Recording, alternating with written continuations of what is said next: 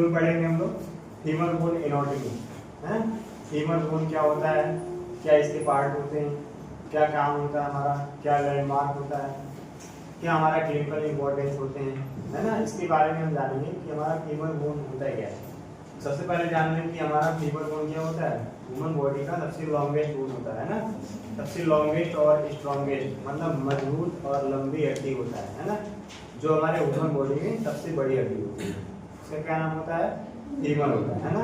जैसे हमारे आम में सबसे बड़ी हड्डी होती है ह्यूमरस, वैसे हमारे पूरे होल बॉडी में सबसे बड़ी हड्डी और स्ट्रॉन्ग हड्डी का नाम हमारा होता है फीमर, है ना। इसी के बारे में आज पढ़ेंगे कि फीमर होता क्या है। इसके चल में ये हमारा फीमर बोन है, कॉम्प्लेक्स स्ट्रक्चर है ना। तो ऐसे पढ़ेंगे तो हम भूल जाएंगे, रटते रटते भूल जाएंगे ना। इसको कई पार्ट में डिवाइड करके हम पढ़ेंगे। प्रॉक्सिमल एंड क्या होता है, उसमें कौन कौन से लैंडमार्क होते हैं, फिर हमारा मिडिल एंड क्या होता है, क्या क्या लैंडमार्क होता है, फिर हमारा डिस्टल एंड क्या होता है, एंटीरियर पोस्टीरियर, दोनों भी देखेंगे, ठीक है। इसके हमारा कंटेंट क्या क्या रहेंगे। सबसे पहला हमारा इंट्रोडक्शन, क्या इसका डेफिनेशन होता है। नेक्स्ट हमारा फंक्शन, क्या इसका काम होता है। Next part of the femur, कितने पार्ट्स होते हैं फीमर बोन की। नेक्स्ट हमारा एनाटॉमिकल लैंडमार्क, ये बहुत इंपॉर्टेंट होता है कि हमारा कितने पार्ट में बांटा गया है और क्या क्या इसके लैंडमार्क होते हैं ना। नेक्स्ट हमारा क्लिनिकल इंपॉर्टेंस, क्या क्या बीमारियां हो सकती हैं, क्या क्या इंजरी हो सकते हैं, गिरते हैं चोट लगता है ना, तो कैसे कैसे टूट सकता है, इसमें हम पढ़ेंगे। नेक्स्ट हम समझे क्या हम इस लेसन से सीखे हैं, क्या हमारा निष्कर्ष निकला हुआ है फीमर बोन से, ठीक है। तो एक एक करके पढ़ते हैं।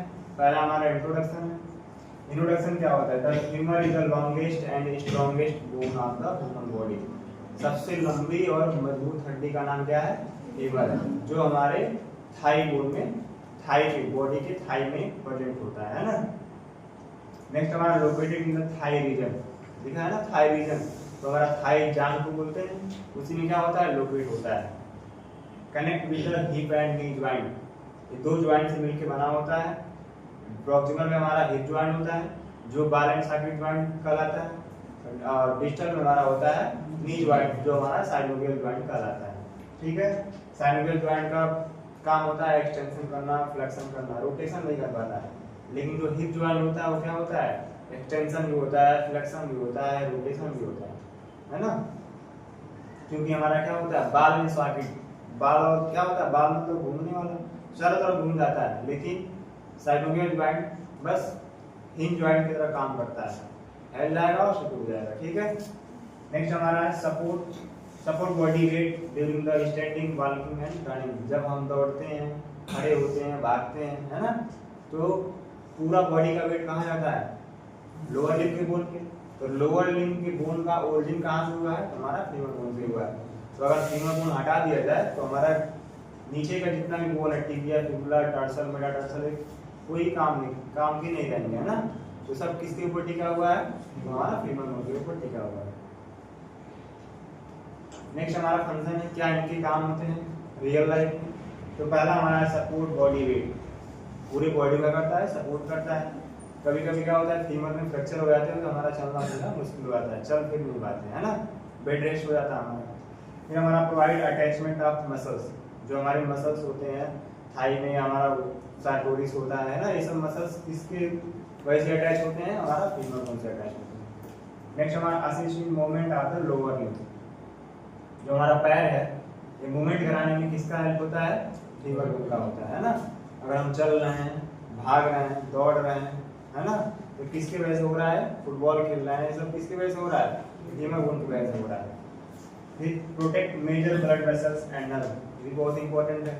यहाँ से हमारे मेजर ब्लड वेसल्स निकलते हैं, जिसको बोलते हैं फीमोरल आर्टरी, और हमारा एक मेजर नर्व भी निकलता है, जिसको बोलते हैं सियाटिक नर्व। ये बहुत ही इंपॉर्टेंट होता है हमारे लोअर लिम्ब के लिए। अगर हमारा सियाटिक नर्व कंप्रेस हो गया, दब गया, तो हमारे लोअर लिम्ब का फंक्शन गायब हो जाएगा, क्योंकि हमारा लोअर लिम्ब की ओरिजिन एक तरीके से नर्व का किससे है, सियाटिक नर्व से है। सियाटिक नर्व दो होते हैं, एक लेफ्ट होता है, एक राइट होता है। जो हमारा लेफ्ट होता है वो लेफ्ट लेग का सप्लाई करता है, जो राइट होता है हमारा वो राइट लेग का सप्लाई करता है। जो हमारा मिडिल ग्लूटियस मसल्स होता है ना, जो हमारा बैक का मसल्स बोलते हैं, उसमें हमारा ग्लूटियस मिनिमस होता है, उसी के मीडियल से गुजरता है ना। इसलिए कभी कभी इंजेक्शन लगाते हैं तो गलत साइड इंजेक्शन लग जाता है, तो वहाँ पे नर्व इंजरी होने के चांस होते हैं, जिससे क्या होता है, बोलते हैं सुई लगवाए थे हमारा पैर में काम नहीं करता है ना, ऐसा होता है। जब गांव में जाओगे ना सुई लगवाने के लिए तो उनको ज्ञान नहीं होता है कि यहाँ पे सियाटिक नर्व है कि नहीं है, तो बस इंजेक्शन को करते हैं 90 डिग्री, उनको बस इतना पता रहता है 90 डिग्री करना है और पूरा नील घुसा देना है, फिर खींचना है, खून नहीं आया तो छोड़ देना है, यही पता है उनको। लेकिन अगर आप नर्व को टच करेंगे तो भी खून नहीं आएगा, क्योंकि नर्व में हमारी ब्लड सप्लाई नहीं होती है ना, वहाँ पे सेंस नर्व फाइबर होते हैं, तो आपको बस पेन करेगा। जैसे हम पिंच किए तो आप जाहिर सी बात है पेन करेगा, तो आप चिल्लाओगे तो फिर कहेगा ठीक है हो गया हो गया हो गया, उस करके बाहर आओ। क्यों? क्योंकि उनको पता नहीं है कि हम कहाँ पे नीडल को प्रेस किए हैं। जैसे आप नर्व को टच करोगे ना आपकी बॉडी में करंट आएगा। एग्जाम्पल, जैसे आपको कभी कभी दरवाजे से चोट लगती है ना कि उन्हीं पे पूरे बॉडी में करंट लग जाता है, जैसे लगता है कि हम बोर्ड की तार को टच कर लिए हैं, करंट आता है ना। जैसे आपका कोई भी नर्व के एंडिंग पॉइंट पे या नर्व के पॉइंट पे चोट लगता है, इंजरी होती है, वैसे आपकी बॉडी में करंट आना शुरू होता है। तो वैसे आप जब सुपाइन लेटा के उसको इंजेक्शन लगाते हो ना, तो जैसे इंजेक्शन वो लगाया तो पता रहेगा उसको कि हाँ नीडल का चुभ रहा है, उससे पेन हो रहा है, लेकिन नहीं, वो एबनॉर्मल पेन होता है, नॉर्मल पेन नहीं होता है। नॉर्मल में क्या होगा, थोड़ा सा पेन होगा, अगर सही डायरेक्शन लगाए तो एक को पेन नहीं होगा, है ना। जो हमारा बैरल होता है टिक वाला पार्ट, अगर उसको हम बॉडी में अच्छे से इंसर्ट करें विजन, डायरेक्ट विजन से, तो बॉडी में पेन होगा ही नहीं, पता नहीं चलेगा कि कब नीडल घुस गई और कब बाहर आ गई। उसे लगा देखना, पता है पेन नहीं होगा, है ना, मुझे एक्सपीरियंस हो गया कैसे कैसे लगाना है। तो वैसे उन लोगों को ज्ञान नहीं होता है, तो इंसर्ट किया पेन हो गया, तो उसको बस इतना पता रहेगा कि हम जब सुई लगा रहे हैं उसी की वजह से पेन हो रहा है, लेकिन एक्चुअल में वहाँ कहानी दूसरी होती है। सियाटिक नर्व में नर्व के पास चला गया या नर्व के अंदर घुस गया और वहाँ हम इंजेक्शन दे दिए तो क्या हो जाएगा, नर्व पैरालिसिस हो जाएगा, नर्व का फंक्शन खत्म हो गया। तो कुछ दिन बाद क्या हो जाएगा, पैर से चलना फिरना बंद हो जाएगा, धीरे धीरे सुन्नापन आएगा, और क्या हो जाएगा, पैर धीरे धीरे काम करना बिल्कुल बंद कर देगा। तो कहानी क्या रहेगी, हिस्ट्री क्या लेगा डॉक्टर कि कैसे कैसे हुआ है। तो डॉक्टर एक पेशेंट क्या बोलेगा कि गए थे सुई लगवाने, सुई लगाए और मेरा हाल होता है ऐसा, है ना, बहुत लोग का होता है ऐसा। सियाटिक नर्व इंजरी कॉमन चीज है, क्योंकि वो सबको पता है ग्लूटियस मैक्सिमम में लगाना है इंजेक्शन, तो सब लोग वहीं लगाते हैं और उसी में ही जाता भी है, इसीलिए हमको लैटरली लगाया जाता है, लगाना होता है, और मीडियली हमारा नर्व जाती है और हमको लैटरली लगाना होता है। अगर आप लोग भी कभी लगाना तो लैटरली लगाना, यानी कि बटक की लैटरली साइड में, बाहर साइड में, जितना बाहर हो उतना सेफ रहोगे, जितना मीडियल गए उतना आपको डेंजरस होना है ना, क्योंकि मीडियल से ही हमारा नर्व रहता है। और आप सबको पता है कि भैया एक के नर्व है, कट गया ना तो उस पार्ट का फंक्शन खत्म हो गया, लेफ्ट का कटा तो लेफ्ट चला गया, राइट का कटा तो राइट चला जाएगा। वैसे हमारा नर्व आर्टरी है ना, एब्डोमिनल एओर्टा से हमारा असेंडिंग डिसेंडिंग एओर्टा से चलते चलते हमारा आता है फीमोरल, जो हमारे दोनों जो जान की पट्टी होती है ना, यहीं से हमारा पूरे पैर को ब्लड सप्लाई करती है। तो वहाँ पे इंजेक्शन लगाने से कोई इंजरी होने का चांस नहीं होता है। लेकिन जब फ्रैक्चर होता है, गिर गए, हमारा हेड टूट गया, नेक टूट गया, तो वहाँ पे सर्जरी होती है, तो वहाँ हमको फीमोरल नर्व बचाना होता है, फीमोरल आर्टरी बचानी होती है ना। तो इसमें हमारा नेक्स्ट पढ़ते हैं part of the femur. Femur को 3 पार्ट में बांटा गया है, जैसे ह्यूमरस के 3 पार्ट होते हैं वैसे सेम हमारा फीमर का भी 3 पार्ट होता है, प्रॉक्सिमल एंड, डिस्टल एंड और मिडिल एंड, है ना। उसमें भी था प्रॉक्सिमल, मिडिल, डिस्टल, इसमें भी है प्रॉक्सिमल, मिडिल और डिस्टल। प्रॉक्सिमल में क्या क्या होते थे, वहाँ पे हमारा हेड था, नेक था, आईटी था, जीटी था और एलटी था, ये आपके मेजर थे। और जस्ट नीचे क्या था, डेल्टाइटियोसिटी था, ये हमारा प्रॉक्सिमल वाला पार्ट था। सेम इसमें भी हमारा है head, neck, greater and lesser trochanter, है ना, यानी कि जीटी है और एलटी है। यहाँ पे भी दिख रहा है ना, हेड भी दिख रहा है, नेक भी दिख रहा है। अगर आप फीमर बोन पढ़े रहेंगे तो आपको इजी वे में समझ आ जाएगा, लेकिन नहीं पढ़े रहेंगे तो थोड़ा सा याद करना पड़ेगा, ठीक है। देखते हैं ये हमारा क्या है, फीमर बोन। ह्यूमरस और फीमर में थोड़ा सा अंतर होता है, जो यहाँ पे गर्दन है ना, ये गर्दन की लेंथ थोड़ा बढ़ जाती है, लेकिन उसमें क्या होता है, ह्यूमरस में लेंथ कम रहता है ना, क्योंकि ये जीटी से ही स्टार्ट होता है हेड, नेक वाला पार्ट आपको नहीं दिखता है, इसीलिए हमारा ह्यूमरस का सीधे हेड टूट जाता है, नेक नहीं टूटता है, नेक में स्पेस नहीं होता है, और यहाँ पे फीमर में ज्यादा टूटने का चांस क्या रहता है, नेक में, क्योंकि गर्दन यहाँ पे कमजोर होती है और यहाँ पे ज्यादा टूटने के चांस होते हैं, है ना। तो सबसे पहले ऊपर से देखते हैं, सबसे पहले हमारा हेड दिख रहा है, तो ये जो राउंड शेप में दिख रहा है ना, इसको बोलते हैं हम head of the femur bone. Next हमारा है नेक, जो गर्दन वाला पार्ट है। नेक्स्ट हमारा ग्रेटर ट्रोकेंटर, जो हमारा ऊपर वाला पार्ट है ना, और इसके नीचे हमारा आएगा लेजर ट्रोकेंटर, है ना, और इन दोनों के बीच में क्या आएगा, इंट्रा ट्रोकेंटर। तो एक ग्रेटर हो गया, लेजर हो गया, इसके बीच वाला पार्ट क्या कहलाएगा, आईटी, यानी कि जीटी एलटी के बीच में क्या होता है, आईटी, इसको हम इंट्रा ट्रोकेंटर कहते हैं।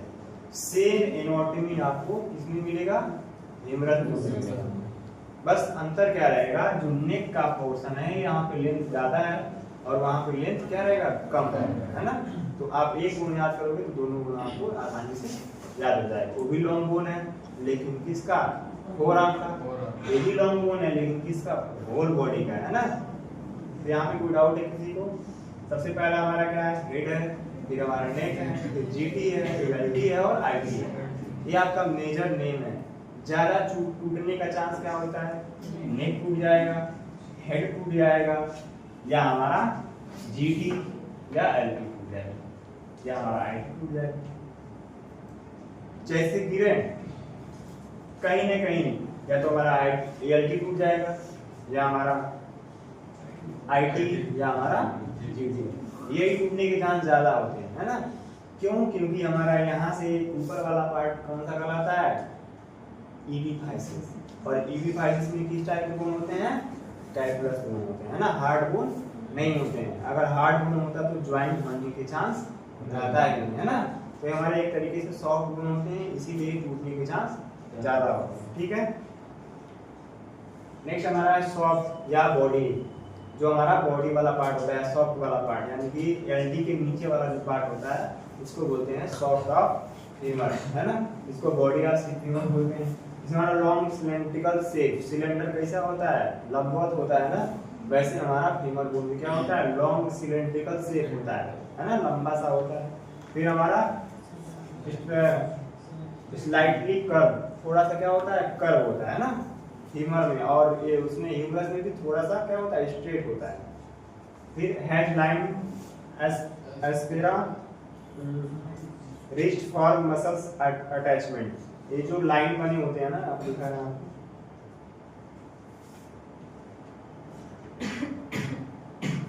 यहाँ पे जो लाइन बने होते हैं, यहाँ पे नहीं बनाया गया है, यहाँ पे जो लाइन बने होते हैं ना, ये क्या करते हैं, मसल्स को क्या करते हैं, मसल्स के पुर्जे होते हैं, मसल्स को जोड़ने में क्या करते हैं, हेल्प करते हैं, ठीक है।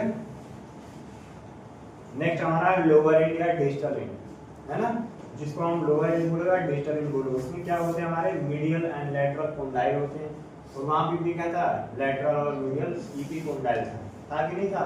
ईपी मतलब चारों तरफ, उसका पंखा कैसा था, बड़ा बड़ा था, इसका क्या रहेगा, छोटा छोटा रहेगा, ठीक है। और हमारा पटलाट सरफेस रहेगा, क्योंकि इसमें एक ऑयस्ट्रा बोन होता है, इसको हम पटेला बोलते हैं, है ना। तो पटलाट सरफेस, पटेला का भी ज्वाइंट कहाँ से होता है, हमारा फीमर बोन से होता है, ठीक है। तो इसका एक स्ट्रक्चर देखिए, ये हमारा ईपी कोंडाइल है, ये भी हमारा ईपी कोंडाइल है। तो हमारा लैटरल बाहर वाला है और मीडियल हमारा अंदर वाला है। वहां पे क्या था, हमारा लैटरल कोंडाइल और ईपी कोंडाइल था कि नहीं था वहां पे। तो यहाँ पे मीडियल ईपी कोंडाइल है और लैटरल ईपी कोंडाइल है, सब सेम है।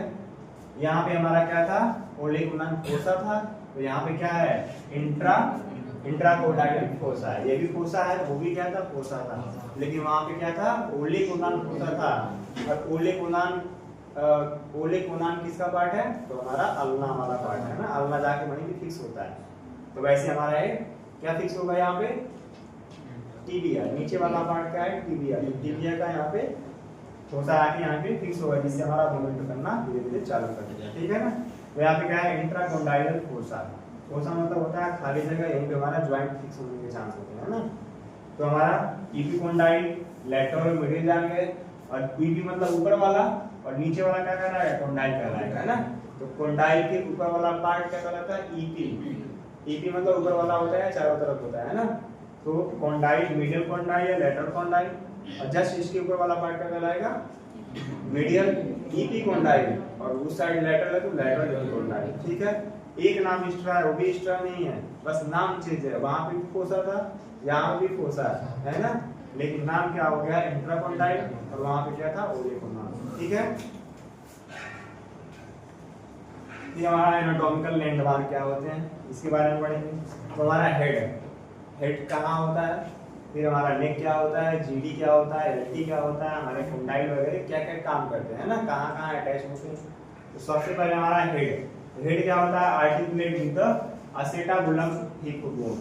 असेटाबुलम एक कैविटी होती है जहाँ पे हमारा हेड क्या होता है जाके फिक्स हो जाता है ना, जिससे हमारा वो कहाँ होता है हमारे पेल्विक बोन होते हैं। जब आपको अपर या लोअर गिडल बनाएंगे बढ़ाएंगे ना गिडल बोन, इसमें आपका आएगा पेल्विक बोन, तो वहाँ पे आपको दिखाएंगे कि हमारा असेटाबुलम कैविटी क्या होता है।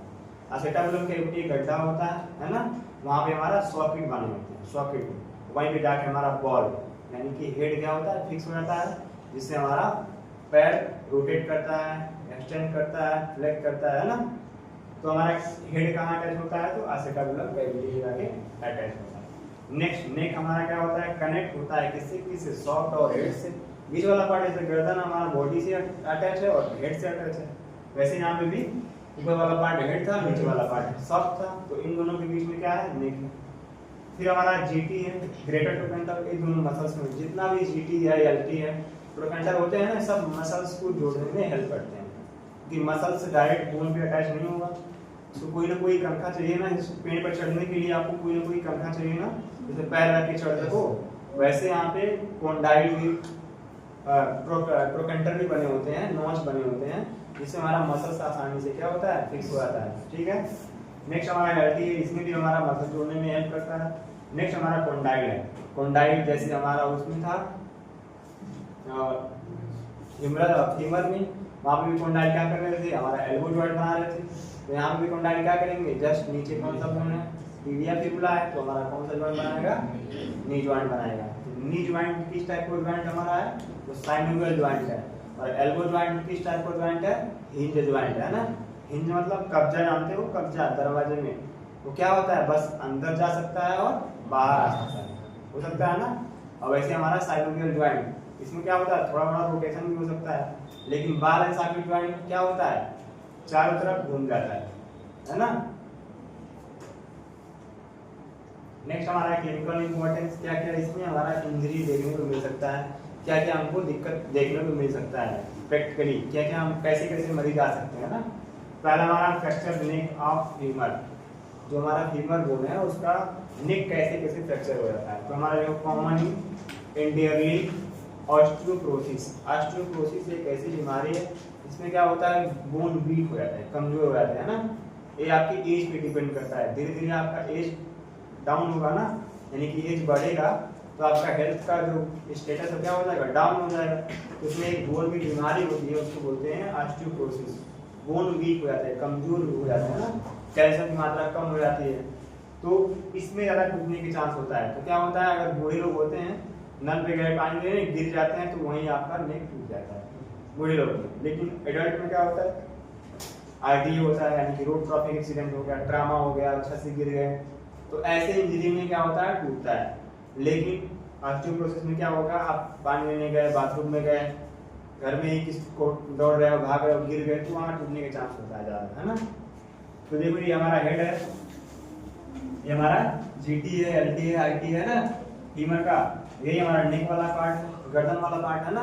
तो ये तो हमारा एक 3D व्यू है, लेकिन एक्सरे में कैसे दिखेगा, देखो दिख रहा है ना।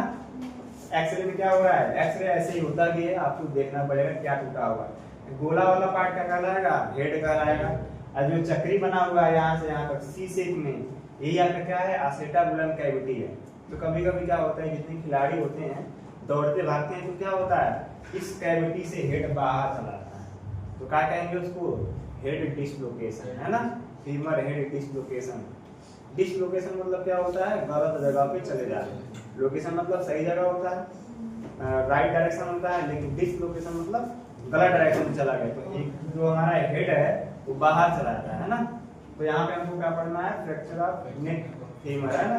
तो यहाँ पे क्या होता है ये फ्रैक्चर क्या होगा ओवरलैप हो गया है, स्पेस कम हो गया है, हड्डी टूट के ऊपर नीचे चढ़ गई है, तो इसका मैनेजमेंट क्या होगा क्या होगा, हम क्या करेंगे, अब हड्डी यहाँ पे तो कोई जोड़ लगा नहीं पाएंगे, है ना, तो क्या करेंगे हम इसको काट के निकाल के फेंक देंगे और नया स्टेन यानी कि बाइपोलर करेंगे, हेमियो आर्थोप्लास्टी बोलते हैं, सर्जरी होती है जिसमें क्या करते हैं नया हेड और नया नेक क्या करते हैं जीटी के अंदर इंसर्ट कर देते हैं, है ना, इसको बोलते हैं बाइपोलर सर्जरी या हेमी आर्थोप्लास्टी, है ना, थोड़ा वाला पार्ट।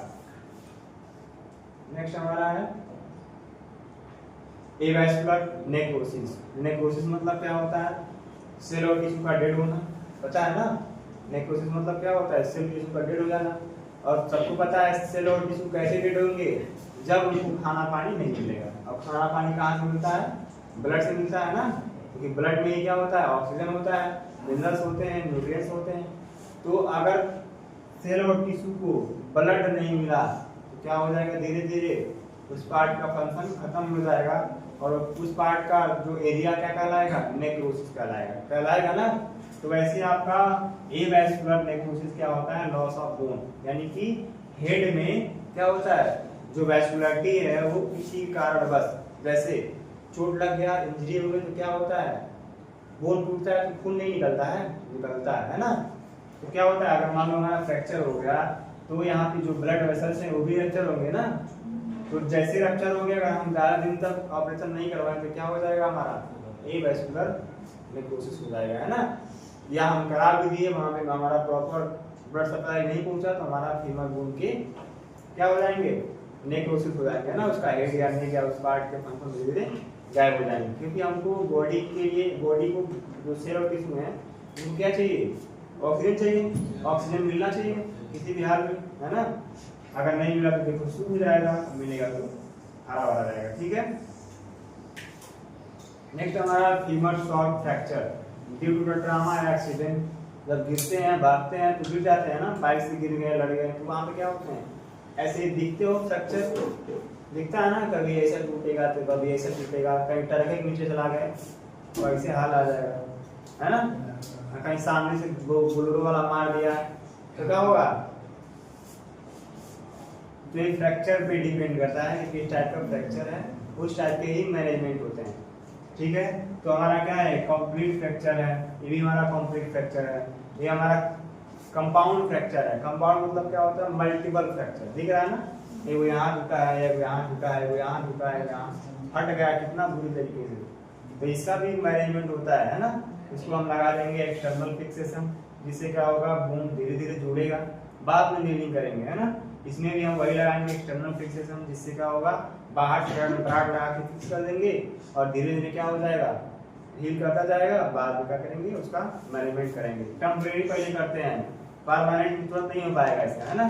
तो ऐसे मरीज कम से कम 2 साल बेड रेस्ट करते हैं, एक गलती 2 साल, है ना, समझ लो। अगर ऐसा आ गया तो भी 2 साल 3 साल तक बेड रेस्ट करना पड़ता है, बड़ा बुरी हालत हो जाती है। और ये वाला तुरंत आया एक हफ्ता बाद तो चलना फिरना चालू हो गया। क्यों, क्योंकि ये सॉफ्ट है, बीच वाला पार्ट टूटा हुआ, इसमें राड डाल देंगे तो क्या हो जाएगा, आसानी से टूट जाएगा, है ना, क्योंकि कम फ्रैक्चर हुआ।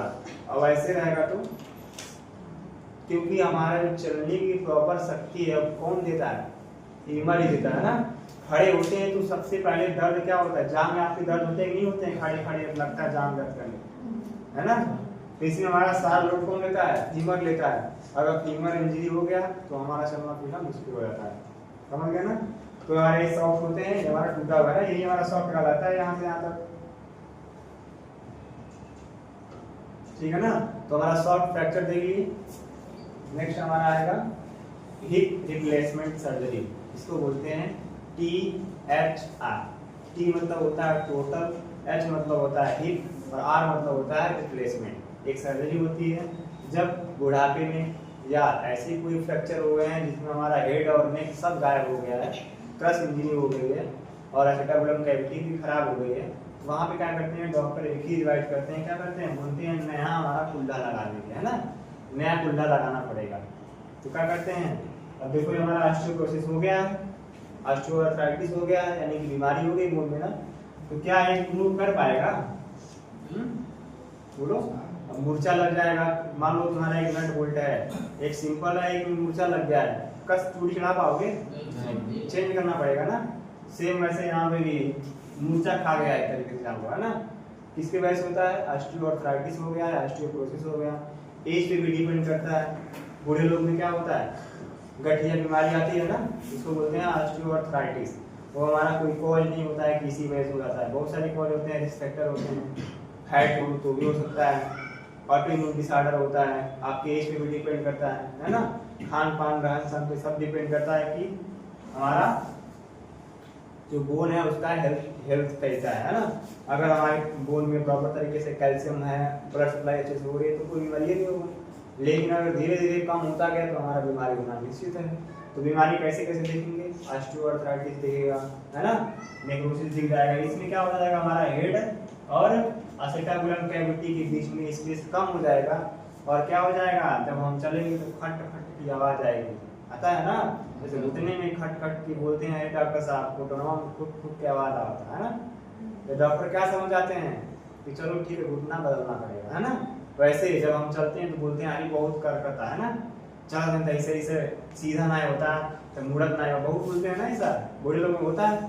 तो उसमें बस कॉमन सेंस डॉक्टर का यही होता है कि क्या हो गया है, इन दोनों के बीच में स्पेस कम हो गया है और फ्रिक्शन ज्यादा हो रहा है। जब स्पेस कम होता है तो फ्रिक्शन ज्यादा होता है कि नहीं होता है, हाँ। मान लो साइकिल का कोना कटोरिया होता है, देखे हो, ग्रीस खत्म हो गया तो क्या होता है, कटोरिया घिस जाता है ना। तो क्या करता है साइकिल वाला, फिर नया कटोरिया लगाता है। तो वैसे ही डॉक्टर भी क्या करेंगे, इस कटोरिया को क्या करेंगे, नया लगाएंगे। और ये आपका हेड भी क्या करेंगे, यहाँ से काट के नया हेड लगाएंगे, जो यहाँ पे ऑलरेडी लगा हुआ है। तो ये कटोरिया है और ये हेड है ना। तो इसको बोल सकते हैं कोना कटोरिया, ठीक है। तो हमारा एक तरीके से THR, ये हमारी THR सर्जरी हो गई, जिसमें हमारा टोटल हिप रिप्लेसमेंट हो गया है, ठीक है। यह हमारा ऐसे दिख सकता है ना। इसमें भी हमारा देखो हेड क्या हो गया, फ्यूज हो गया है। क्या ये मूवमेंट कर पाएगा, कोई भी कार्टिलेज का पार्ट इसमें दिख रहा है नहीं। तो ऐसे भी हो सकता है। बूढ़े लोग में क्या होता है, फिक्स हो जाता है ना। या हमारा टूटा हुआ है, हम उसको जुड़वा नहीं रहे हैं, तो क्या होता है, जाके हमारे बॉडी का इम्यून सिस्टम है वो जोड़ने में क्या करता है, अपना काम 100% करता है। आप जुड़वाओ चाहे ना जुड़वाओ, बॉडी अपने आप में हील करने की कोशिश करती है, तो करेगा। भले ही किसी भी शेप का हो, कोई फर्क नहीं पड़ता है ना, वो अपना काम करेगा। तो अब मान लो हेड हमारा टूट गया है, हम उसको नजरअंदाज कर दिए तो क्या होगा, वही फिक्स हो जाएगा, फाइब्रोसिस हो जाएगा। जब फाइब्रोसिस होगा तो क्या हो जाएगा, हमारा मूवमेंट धीरे धीरे बंद हो जाएगा। तो छोटी सर्जरी के अलावा हमको बड़ी सर्जरी कराना पड़ेगा, है ना। बहुत महंगी होती है, 3-3 लाख 2-2 लाख की सर्जरी होती है, लेकिन आयुष्मान तो फ्री होता है ना। तो इसमें हमारा देखो क्या करना पड़ेगा, इसमें भी हमारा THR करना पड़ेगा ना, टोटल हिप रिप्लेसमेंट। यहाँ से कटैया होगा, इसका भी कटा के फेंका जाएगा। यहाँ से स्टेम डालेंगे, कटोरा यहाँ फिक्स करेंगे स्क्रू से, फिर यहाँ पे हम सीमेंट से या नॉन सीमेंट से क्या करेंगे, स्टेम डालेंगे, सब फिक्स कर देंगे। ध्यान से चलो, क्यों कहते हैं कि ध्यान से चलो, सैकिलिया वाला कहता है ना अब जाओ चलाओ, क्योंकि उसको कॉन्फिडेंस होता है कि हमारा काम खत्म। वैसे डॉक्टर भी क्या होते हैं, कॉन्फिडेंट होते हैं। अब इसमें कुछ बिगड़ने वाला है नहीं, क्योंकि सब नया कर दिए। नया करने के बाद कोई मोबाइल चलाने जाओ, डिस्प्ले नया लगा तो चलाओ ना जाके, आके उसे प्लेट पट्टा जोड़ा है तो कहेगा धीरे धीरे चलाइएगा, है ना। उसके अंदर कॉन्फिडेंस कब आता है, जब वो परफेक्ट काम करता है। वैसे जब डॉक्टर THR कर देंगे तो कोई उनको डर नहीं रहेगा। क्यों नहीं डर रहेगा, क्योंकि काम क्या किए हैं, परफेक्ट किए हैं, ठीक है। नेक्स्ट हमारा समझिए क्या हमारा निष्कर्ष निकलता है। तो फीमर कैसा बोन है, लॉन्गेस्ट बोन है, लार्जेस्ट बोन है, जो हमारा कहाँ होता है, हिप और नी जॉइंट के बीच में होता है। काम क्या होता है, हमारे बॉडी को वेट को कैरी करता है, चलने में हेल्प करता है ना, बॉडी को स्टैंडिंग पॉइंट में हेल्प करता है। नेक्स्ट हमारा divided into 3 part, upper lower and shaft. Next हमारा play key role of movement, support and stability. Next हमारा common site of fracture is orthopaedic surgeries. ज्यादा सर्जरी होती है इसमें तो बहुत ज्यादा टूटता है, हेड टूटेगा, चाहे LT टूटेगा, चाहे IT टूटेगा। अब एक्सरे देख पाओगे ना तुम लोग, एक्सरे तभी देख पाएंगे जब आप लैंडमार्क पड़े रहेंगे, नहीं तो टूटा कुछ और रहेगा, बताओगे कुछ और, तो वहीं पे आपको मार पड़ेगी, है ना। अब बेइज्जती तो होगा ही होगा कि नहीं होगा।